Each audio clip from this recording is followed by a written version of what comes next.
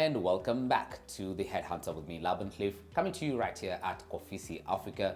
If you missed the first half of the show, don't worry, we'll try and give you some bit of highlights into what was said by none other than Catherine Musakali, who has said is a headhunter for women on boards. Well, she says leadership is not given, it's taken. So stop sitting and waiting for a chance to be given a chance to serve on a board. Go out there and look for it. Oh, wow, great. And build your profile. And build a profile. Including the men. Yes. You mentioned also about positioning. Like you also need to position yourself, network a lot more as well. Yes. You know, ensure that maybe you're in the right spaces onto it. Yeah. Now, apart from Catherine and apart from shareholders, who I'm sure maybe even might not even know them, is who are these other people who maybe scout for this diversity? You know, who are they? Who looks out for people to serve in the boards? I'm saying that because, you know, the other day I was just sitting with my legal lawyer friends, and for them, you know, they piece a lot of mergers, acquisitions, and stuff like that.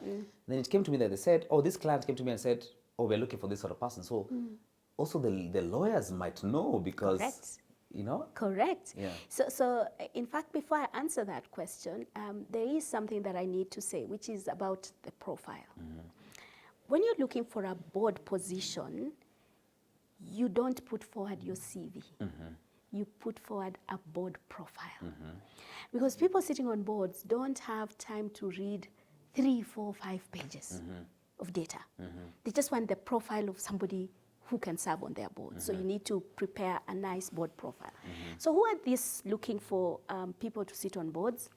You're right, lawyers. In fact, the second last one that I have been dealing with was through a lawyer who was doing a merger and acquisition. So lawyers are looking for people to sit on boards. The other people to know are your company secretaries. Your company secretaries are the people who know who is dropping off from the board, which vacancy is becoming available, you know. So those are the second ones. The third group would be the other board members, you know. So network with board members. They know which opportunities are available, are getting opened up. The other one are other than the shareholders and the chairpersons, stakeholders. You know, stakeholders nowadays in corporate governance have a lot of say in terms of composition of the board. Let's define that stakeholder. Government could be your stakeholder. Or your Correct. Customers. Are stakeholders. Yeah. Sometimes it is the customers, in the context of corporate governance and board compositions, it is mainly investors. So people who are looking to invest into your business might actually tell you, you know what? We don't like the face of your board. For us to put in our money, we want it to look like this. And show us your diversity and skills metrics. So every board should actually develop that. It's great, interesting. So I think to our viewers, and especially those who want to get hunted, it's maybe a good time to, first of all, develop your LinkedIn profile, develop your CV, and then develop your board resume. Yes, board profile. Board profile? Board resume? So board profile. Board profile. What should it involve? Okay, so your board profile, first and foremost, should speak to your leadership roles.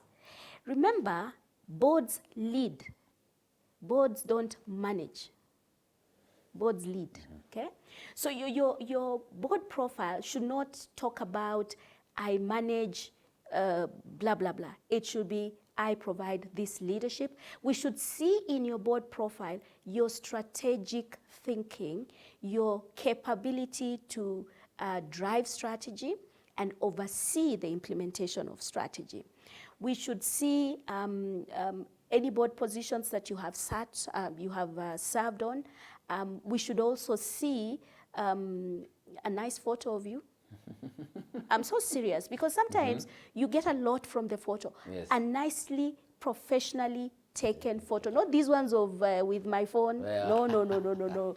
Go to a professional studio. Maybe you can choose. Take a nice photo and put it on your board profile. Your board profile should speak to your values as a person.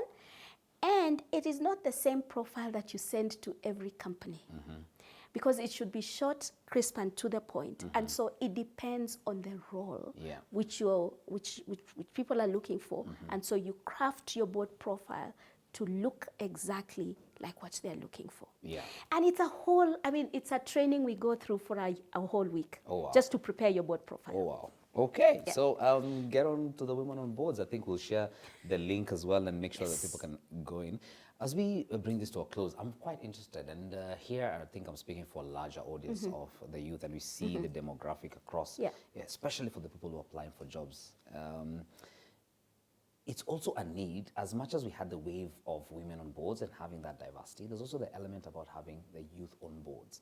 Yes. And here I really want to ask that perhaps have we gotten to a threshold where now maybe the women on boards have gotten some good percentage, as rightfully you mentioned, the statistics from CAPSA, 26%. What is the space for youth on board to now have a complete, or shall I say, really greatly mixed board with the women, men, and especially the young folks as well, to just get on those ideas in this technologically, what can I say, disrupted Yes. era? So let me start by telling you a little story. Yes. I was providing consultancy services to a client here in Kenya, and I will not say who it was. And when I asked them, what is the average age of the board of X company? They said it was 68 years. I said, oh, wonderful. What about your client base? Who are your main clients? Turned out their main clients were the youth who had just gotten their first job, had left university in the last 1 year or so. So then I asked them the question, so who tells you what products suit that class of customer who's just left campus? They're like, oh, I said, no.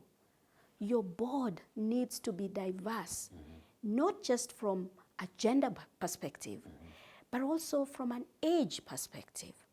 We need experience on the board, no doubt. So you guys have been there, done that. You know how businesses run, you know how businesses set up. But you also need that young person whose ideas are not shaped by anything. It's just how they think themselves and how they see life and what life looks like for them in the future.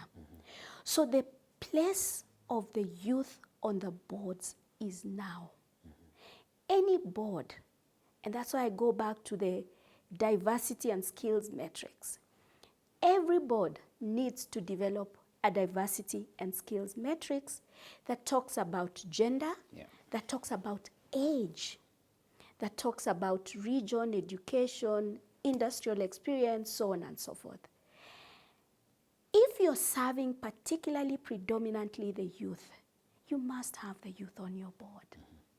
And the beauty about the youth is business is moving where the youth are.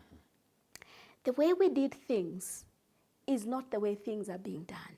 And so having a youth on the board gives you insights into that customer base that you don't even pick up from your own daughter or son, you know. Granted. Very And it will even important. be a good opportunity as well for the board to kind of do it as a litmus test, where you can discuss at the board level, say, oh, what, Laban, what do you think about this? Exactly. And Before you Laban, actually, yes. there are boards now Yeah. which are experimenting with an all-youth board. Yes. What do? They appoint these youth as board members without a portfolio. So this youth advise the main board. So they have their own youth board and they advise their own, the main board. I'd really want to get your learnings, maybe even advice to the shareholders, investors, and the stakeholders who are central in the appointment of board positions.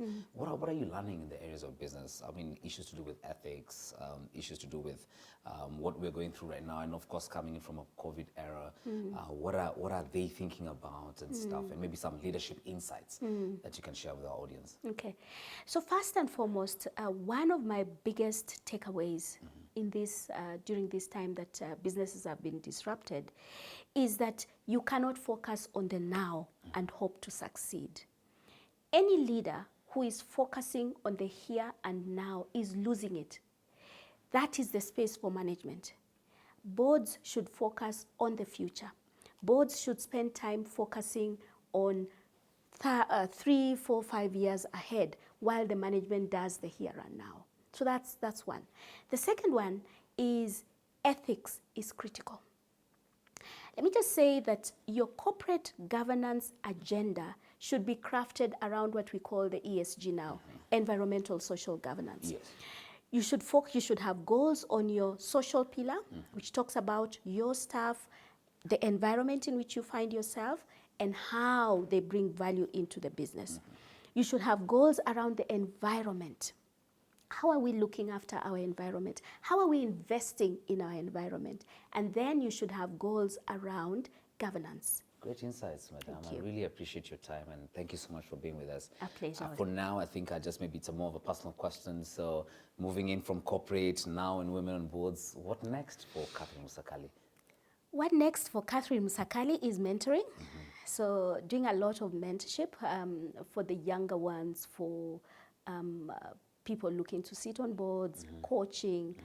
What next for Catherine is also farming. Oh, great. I love farming. I love What farming. area of farming are you in? So I am doing horticulture. Great. I am doing dairy as well. Yeah. That's quite passionate as Thank well. you. I really Thank wish you very nothing much. but the very best. Thank you very much, And Laban. we'll be keeping tabs and keeping track. I know, of course, there'll be lots of questions from our social media platforms. Please head over to Catherine Musakali's LinkedIn page, and I'm sure there'll be great interaction, and of course, a lot more on the Headhunter social media pages. Hope to see you again next time. Thank you very much. The pleasure has been mine. I appreciate it. Asante sana. Well, that has been none other than Catherine Musakali talking to us about the whole conversation about women on board, and let's just look at how to have a diverse and an inclusive board. Of course, this is just but a tidbit to a lot more to come. We hope to have again to a lot more discussions in these HR circles. As always, trying to make sure that you get on to the Headhunters list. My name is Laban, coming to you from Profisi Africa. See you again next time, same place. Goodbye. Bye.